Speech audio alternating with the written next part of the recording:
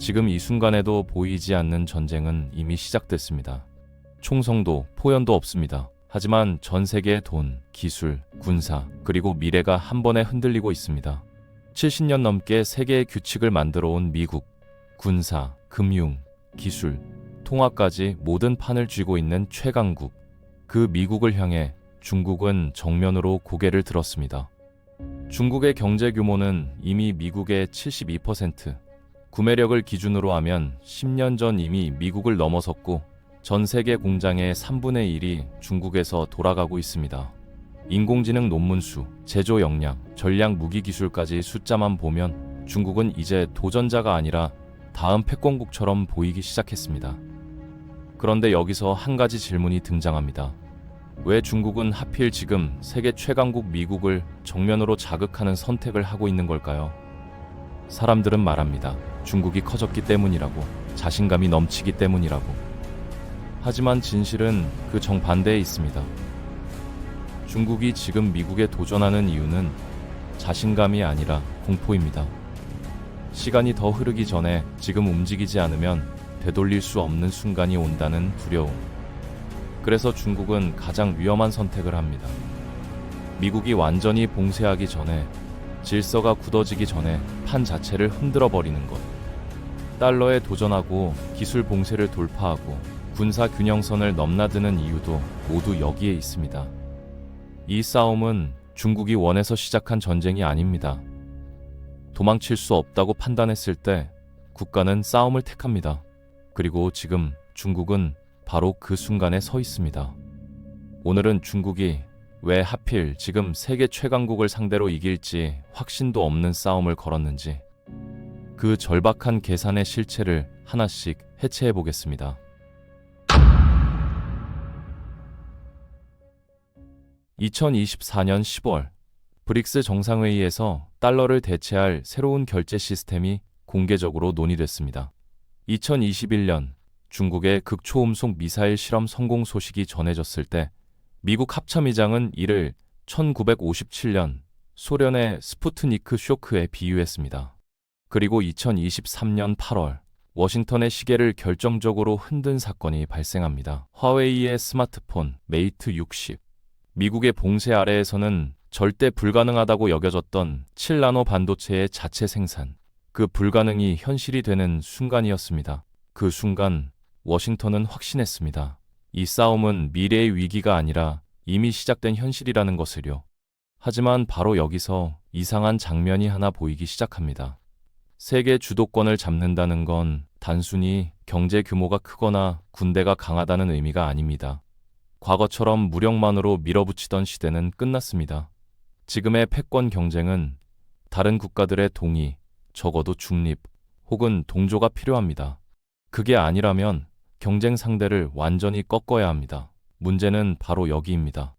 중국은 미국과 경쟁 구도를 만들 수는 있어도 미국을 완전히 제압할 수는 없습니다. 아무리 중국이 빠르게 성장해도 결국 두 나라가 계속 경쟁만 할 뿐, 중국이 실제로 세계 주도권을 가져가기는 어려운 상황이죠.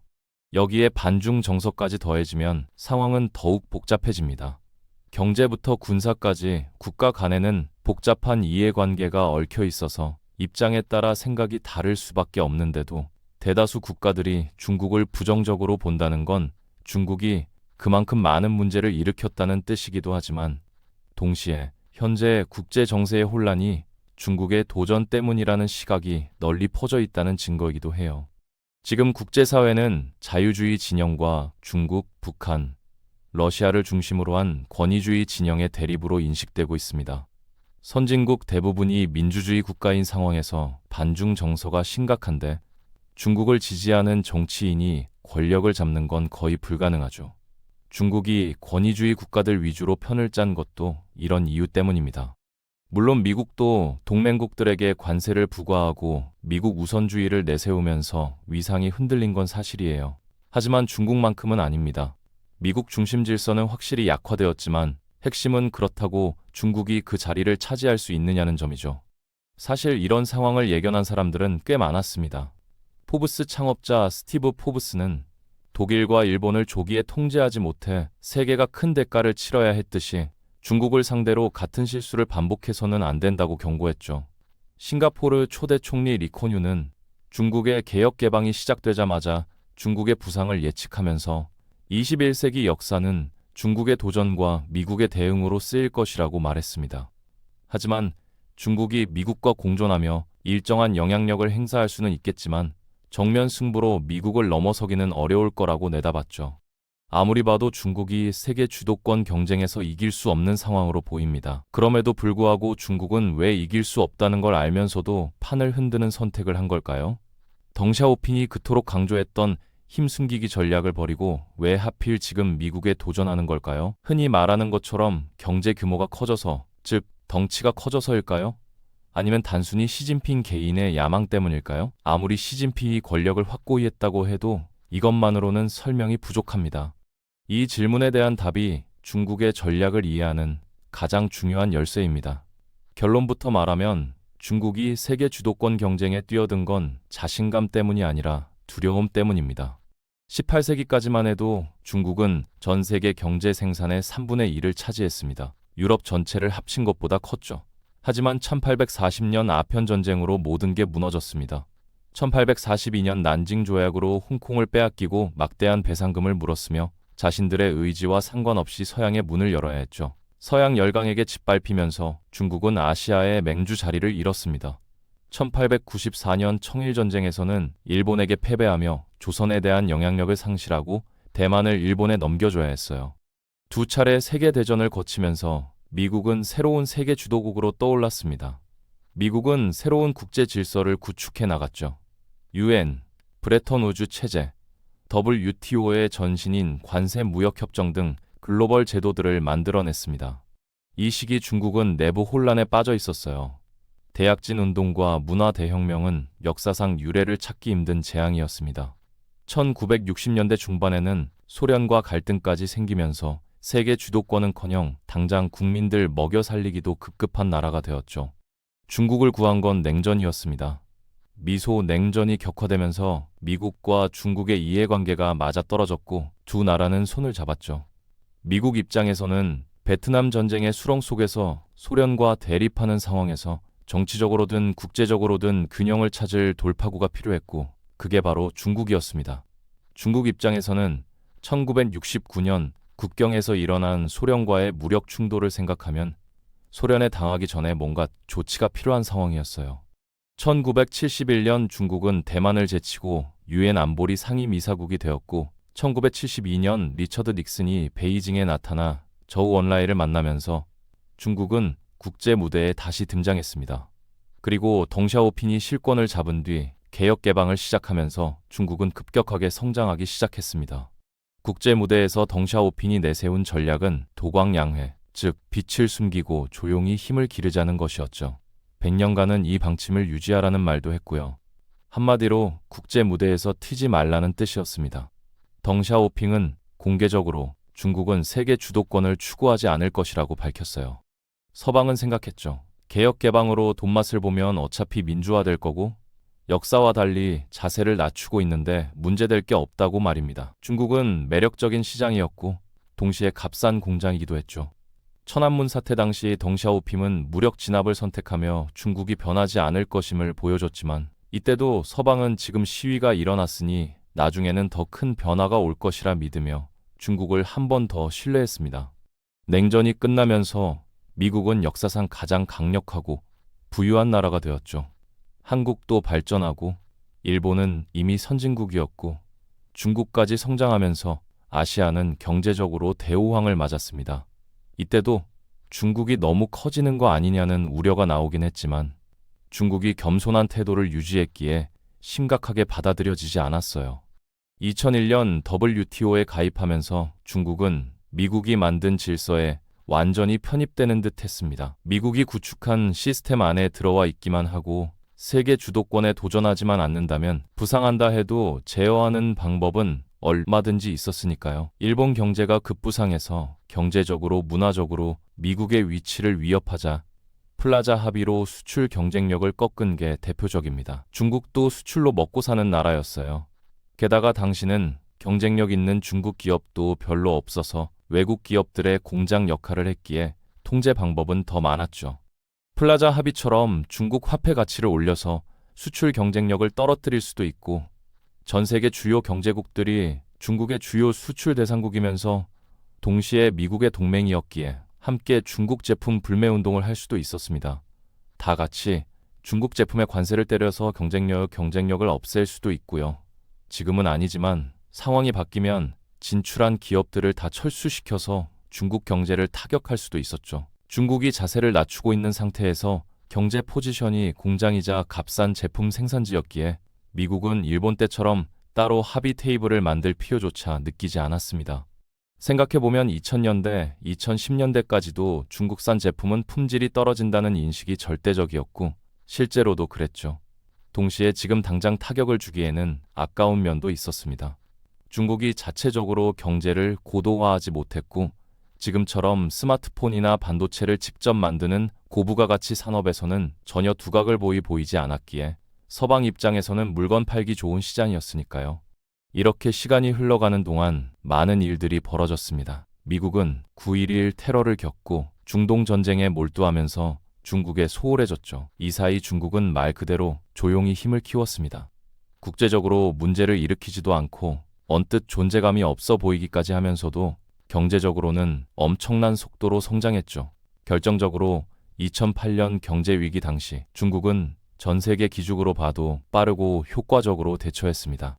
서방, 특히 유럽의 경제가 휘청이는 동안 중국은 4조 위안을 쏟아부으며 위기를 극복했어요. 2010년 중국의 GDP는 6조 달러를 넘어서며 일본을 제치고 세계 2위 경제 대국으로 올라섰습니다. 중국이 머지않아 미국 경제를 추월할 것이라는 전망이 나온 시점이기도 하죠.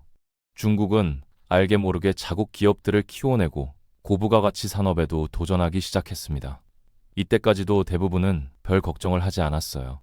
앞서 말했듯 중국이 기존 질서에 편입되어 있고 잘 작동만 한다면, 세계 주도권에 도전할 생각이 없다면, 말만 잘 듣는다면 중국 경제를 제어하는 방법은 여전히 다양했으니까요.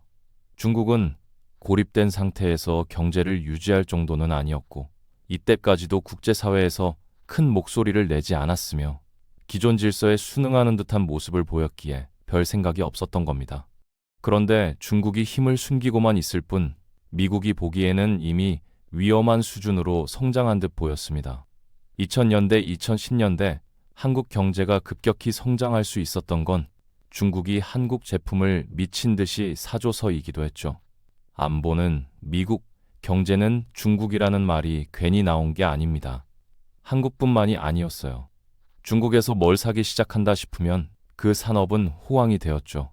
중국인들이 어느 나라, 어느 도시의 부동산을 산다고 하면 즉시 가격이 급등했습니다. 전 세계 관광지에 중국 관광객들이 등장하기 시작했고 베이징 올림픽과 상하이 엑스포의 성공 등으로 중국의 위상도 높아지면서 중국인들 사이에서는 자신감도 생겨났죠. 이 말은 미국이 세계 주도권을 잡으며 내세웠던 가치와 별개로 경제와 돈이라는 요소를 통해 미국 동맹국들의 목줄을 쥐거나 미국과의 동맹 관계를 약화시키고 자신들과 더 친하게 만들 수 있다는 의미였습니다. 만약 이대로 쭉 갔다면, 즉 지금과 달리 시진핑이 집권하지 않고 중국이 세계 주도권에 도전하지 않고 조용히 갔다면 중국은 더 큰 힘을 키웠을 수 있습니다. 이럴 경우 몇 가지 시나리오가 가능했죠. 덩샤오핑의 조언처럼 끝까지 힘을 숨기며 도전하지 않으면서 덩치와 기술, 군사력을 키웠다가 어느 순간 터뜨릴 가능성도 있고, 반대로 현재 주도국인 미국이 중국의 성장을 막기 위해 견제할 가능성도 있었습니다. 일본 사례처럼 말이죠. 이 경우에도 일본처럼 고개를 숙이고 들어갈 수도 있고 중국처럼 정면으로 맞설 수도 있는 두 가지 경우의 수가 있습니다. 마지막으로 나도 좋고 너도 좋고 우리 모두 잘 지내보자며 서로 주도권 경쟁을 하지 않으면서 국제 질서는 유지되는 행복한 공존의 시나리오도 있을 수 있죠. 중국이 경제적으로 엄청나게 성장한다 해도 미국에 경제적으로 종속되어 있으면서 핵심 기술들은 보유하지 않고 동시에 군사력을 키우지 않으며 핵도 폐기하면 가능한 일인데 미국도 그냥 놔둘 리가 없고 중국도 그럴 생각이 없을 확률이 높기에 현실적으로는 어려운 얘기입니다. 그럼 중국이 언제 세계 주도권에 도전할 것이냐? 이빨을 드러낼 것이냐, 혹은 국제 정세가 큰 변화를 맞이할 것이냐를 생각해 보면 한 가지가 명확해집니다. 사실 이건 중국에게 선택권이 있는 상황이 아니었어요. 도전할 거냐, 고개를 숙일 거냐는 선택할 수 있지만 언제 그 시기가 올지의 선택권은 미국에게 있었습니다. 중국은 가능한 한 계속 힘을 키우는 선택을 했을 테니 미국이 중국을 견제하는 순간이 변화가 일어나는 시점이죠. 2011년 힐러리 클린턴 당시 국무장관이 포린 폴리시에 미국의 태평양 시대라는 글을 기고했습니다. 이 글에서 처음 등장한 말이 피벗 투 아시아, 아시아로의 회귀죠.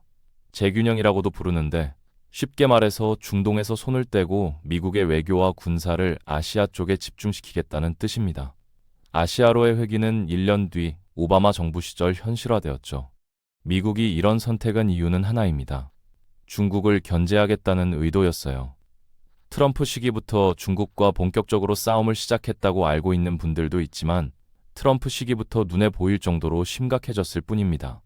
워낙 트럼프가 말을 많이 하고 파격적 행동과 발언을 해서 주목받았을 뿐, 이때부터 미국의 중국 견제는 시작되었어요. 이때부터 지금까지 미국의 대중국 외교 기조는 변하지 않았고 공화당과 민주당 모두 비슷한 입장을 취하고 있죠. 당장 트럼프 시기에 시작된 미중 무역 전쟁은 바이든 시기에도 계속되었고요. 미국의 견제가 시작되었으니 이제 중국이 답을 할 차례였습니다. 중국의 답은 중화민족의 위대한 부흥이 바로 중국의 꿈이다. 중국몽이었죠. 2012년 말 시진핑이 집권하면서 중국은 태도를 완전히 바꿔 이빨을 드러내기 시작했습니다. 호랑이도 파리도 잡겠다며 저우융캉, 보시라이 같은 고위 정치인들을 전부 감옥에 보냈고 5년 동안 약 150만 명을 처벌하면서 모든 권력을 자신에게 집중시켜 독재 체제를 만들었죠. 2013년 오바마를 만난 시진핑은 태평양은 미국과 중국을 수용할 만큼 넓다고 말하며 사실상 태평양을 나눠 갖자는 제안을 했는데 이건 아시아 집중 노선을 취하며 중국을 견제하던 미국에게 우리는 굽힐 생각 없으니 적당히 타협하자는 메시지이기도 했습니다. 동시에 중국도 시진핑도 당장 세계 주도권에 도전한다고 해서 미국을 넘어서기는 어렵다는 걸 어느 정도 알고 있었기에 나눠 갖는 걸로 타협하자는 뜻이기도 했죠. 만약 중국이 진짜 이길 수 있다고 생각했으면 물러나라고 했을 겁니다. 미국은 태평양을 나눌 생각이 없었어요. 오히려 더 적극적으로 아시아에 들어왔습니다.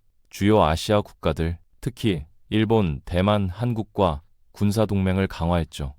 중국도 가만히 있지 않았습니다. 2015년 남중국해에 인공섬을 건설하고 경제 쪽으로는 1대1로 구상을 발표했죠. 막대한 자본을 투입해 개발도상국들의 도로, 철도, 항만, 발전소를 건설하는 게 주된 내용인데 1대1로 프로젝트는 정치적으로 문제가 있는 국가들을 경제적으로 중국에 사실상 종속시키는 결과를 낳았습니다. 이미 선진국들은 대부분 미국의 동맹이니 아직 동맹이 아닌 국가들을 노렸다고도 볼 수 있죠. 과거 식민지처럼 중국 제품을 팔 시장을 만들었다고 볼 수도 있고요. 동시에 국방개혁을 단행하며 육군을 축소하고 해군과 공군, 로켓군에 집중한 군대를 만들었습니다. 항공모함도 건조했고요. 이건 방어용 군대가 아니라 중국이 다른 곳을 타격하고 위협할 수 있는 공격형 군대로 바뀌었다는 의미죠. 이쯤 한국에도 사드 배치가 논의되고 발표되었습니다. 한국에 사드를 배치한다고 하자 중국 정부는 2017년 한한령을 내렸죠. 연예계부터 기업까지 전방위적인 경제 보복이었는데 중국이 미국에 맞서겠다는 노선을 택한 것을 보여주는 대표적인 사례 중 하나가 한한령입니다. 한국은 미국의 동맹이고 사드도 주한미군에 배치하는 것이었으며 사실상 사드 배치 자체가 미국의 결정이었으니까요. 이처럼 중국은 외교적으로도 과거 발언을 아끼던 태도를 완전히 버리고 전랑 외교라고 불리는 공격적인 외교 노선을 택했습니다. 코로나 시기에는 중국 외교부 대변인 자오리젠이 미군이 우한 바이러스를 가져온 것일 수도 있다는 말까지 했죠. 따로따로 보면 그냥 우연히 일어난 일처럼 보일 수도 있지만 경제, 군사, 외교 모든 것을 함께 보면 중국이 미국 주도권에 정면으로 도전했다는 걸 알 수 있습니다. 이제 중국은 숨길 필요도 없고 숨겨봤자 소용없는 상황이 되었어요. 차라리 고개를 숙였다면 손해를 보더라도 주도권을 위협하지 않는 수준에서 발전을 계속할 수 있었을 텐데 도전장을 내민 이상 지면 끝이기에 이것저것 따지지 않고 불법 합법을 가리지 않기 시작했죠. 각국의 산업 스파이를 보내는 건 이제 일상이 되었고 돈을 주고 핵심 인력과 기술을 빼내가고 있습니다. 이건 진짜 말 그대로 중국이 살기 위해 택한 행동이에요. 왜 이런 비윤리적인 짓들이 생존을 위한 선택이냐고요? 다 막아버렸기 때문입니다. 2018년 트럼프 행정부가 출범하고 무역전쟁이 시작되었는데 내용을 보면 단순히 수출 수익 견제가 아닙니다. 아메리카 퍼스트, 마가 같은 용어가 부각되어서 그렇지 노골적인 중국 죽이기죠. 2019년 화웨이를 거래 제한 명단에 올리면서 미국 기업들이 부품과 소프트웨어를 수출하지 못하도록 하고 반도체 통신 AI 같은 핵심 분야에서 중국을 고립시켰습니다. 2020년에는 미국 기술이 조금이라도 들어간 반도체는 어디에서 생산되든 중국에 수출하려면 미국의 허가를 받도록 만들었죠. 반도체는 대만이나 한국이 대부분 만드는 거 아니냐고요? 미국이 설계와 기반 기술을 주도하고 대만과 한국이 제조를 하며 네덜란드가 장비를 독점하고 일본이 소재를 공급하는 형태라 첨단 반도체는 미국이 관여되어 있다고 봐야 합니다. 전부 미국과 가까운 나라인데다 반도체는 21세기 석유라고 불릴 정도로 필수적인 요소이기에 중국이 온갖 수단을 동원해 기술을 빼내가면서 어떻게든 반도체를 만들려고 하는 겁니다. 2022년 바이든 집권 시기에도 기조는 똑같았습니다. 아예 반도체 지원법을 만들어 첨단 반도체 장비와 기술 수출을 전면적으로 못하도록 명시했죠. 명백히 중국의 반도체 굴기를 꺾고 동맹국들 위주로 첨단 기술 분야 우위를 확고히 하겠다는 의미였습니다. 현재 중국이 친환경 에너지에 올인하고 미국이 석유 에너지에 집중하는 것도 이런 맥락으로 보면 이해가 됩니다. 자원이 부족할 때 국가에 가장 치명타를 주는 것을 하나 꼽으라면 에너지일 겁니다. 중국은 석유를 수입해야 하는데 러시아의 석유와 가스를 구매하고 있긴 하지만 러시아가 등을 돌릴 수도 있고 지금이야 중동에서도 수입해 파고 있지만 미국이 수를 써서 석유 수입을 막는 데 성공하는 끝이라고 봐야 하기에 자체적으로 에너지를 해결할 수 있는 친환경 에너지에 올인하고 있는 겁니다. 반면 미국은 셰일 혁명으로 자신들이 쓸 만큼의 석유를 뽑을 수 있는 상황이고요. 식량도 중국에게 위험 요소입니다. 현재 중국의 경작지는 전체 국토에서 약 7% 정도예요. 아프리카와 중남미의 엄청난 크기의 땅을 장기 임대 형식으로 확보했지만 인구가 너무 많죠. 14억 인구를 감당하기에는 그 어떤 확보도 결국 부족합니다. 미국은 세계 최대 농산물 수출국 중 하나고 아메리카 대륙 근처에 농업이 잘 되는 나라는 많습니다. 그리고 시간도 중국에게 불리하게 작용하고 있다고 보는 시각이 대부분입니다. 중국의 인구가 많다고는 하지만 2022년부터 감소하기 시작했고 진짜 문제는 고령화되고 있다는 점이죠. 미국도 저출산이긴 하지만 수많은 이민자들, 그것도 고급 인력들이 미국으로 모여들기에 문제가 없습니다. 중국의 인건비가 올라가면서 또 자체적으로 고부가가치 산업들을 발전시키면서 한국을 비롯해 중국 시장을 중요하게 여기던 선진국들은 이제 등을 조금씩 돌리기 시작했죠. 아직까지 중국에서 자체적으로 만든 것들이 경쟁력이 낮다고 해도 중국은 해외 기업의 서비스와 제품들을 차단하기도 하고 자국 기업 제품들의 보조금까지 지급하면서 밀어주기에 중국 내에서는 경쟁이 어렵습니다.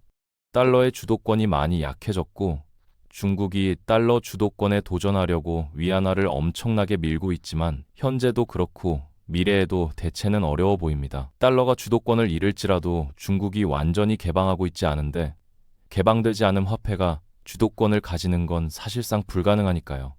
미국 기업의 공장을 미국으로 다시 들여오게 만드는 리쇼어링부터 가까이 혹은 동맹국들에 위치하게 만드는 니어쇼어링과 프렌드쇼어링도 중국 제조업을 견제하는 요소 중 하나고 국가 이미지에 막대한 영향을 끼치는 소프트 파워도 미국의 힘이 약해졌다고는 해도 한국과 일본 같은 동맹국들의 소프트 파워가 강해졌지 중국이 강해지지는 않았습니다. 여전히 내수용 성격이 강하죠.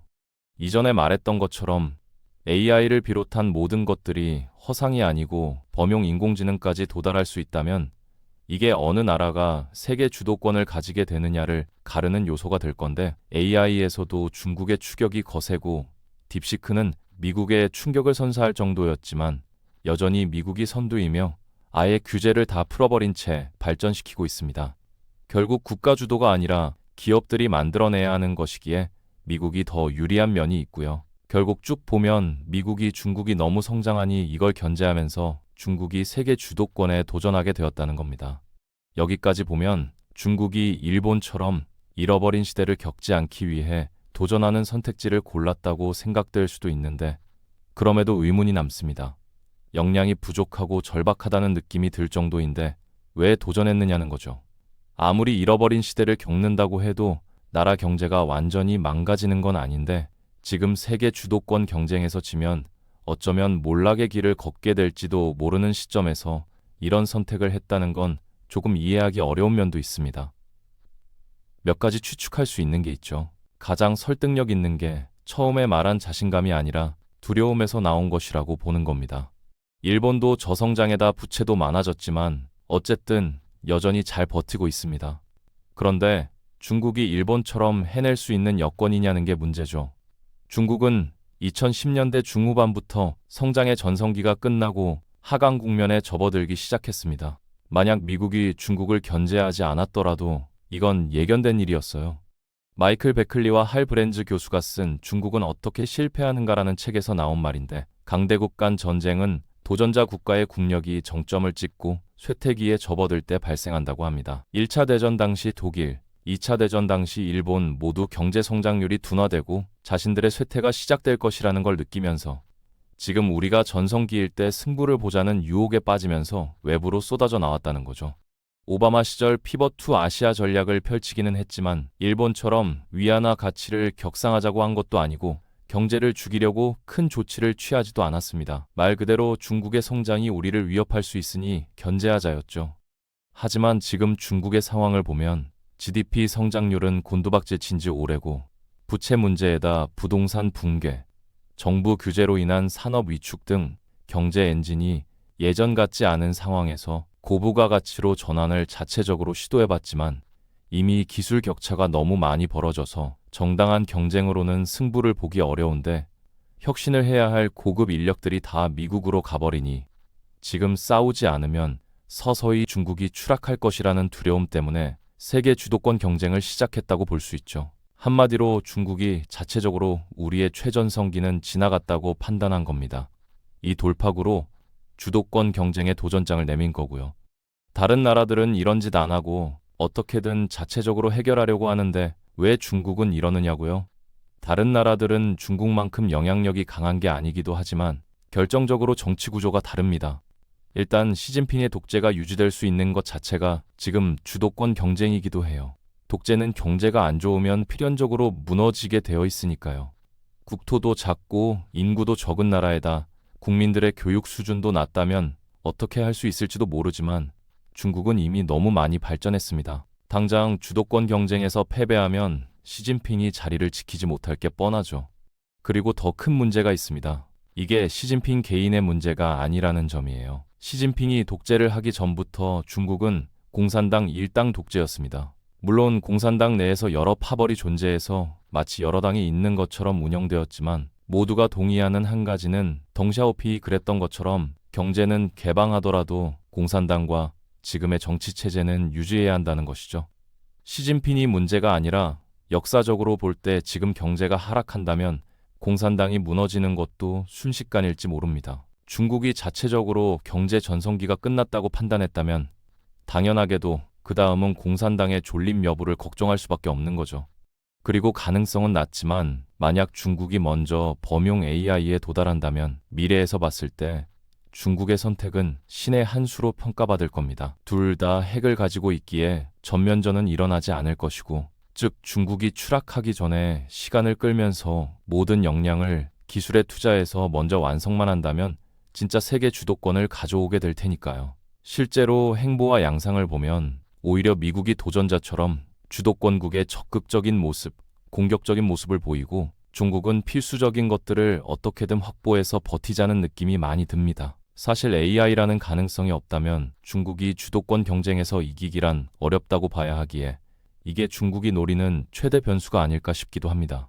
중국은 사실 지금도 노선을 바꿀 수 있습니다. 시진핑이 잘못했다라고 핑계만 대면 시진핑을 내리고 다시 실용주의로 돌아갈 수 있죠. 서로 의존도가 높은 미국과 중국이기에 미국은 중국이 고개만 숙인다면 다시 그래 잘해보자 라고 할 가능성이 높고요. 대신 다시는 도전하지 못하게 발목 하나는 잡아야 하겠지만요.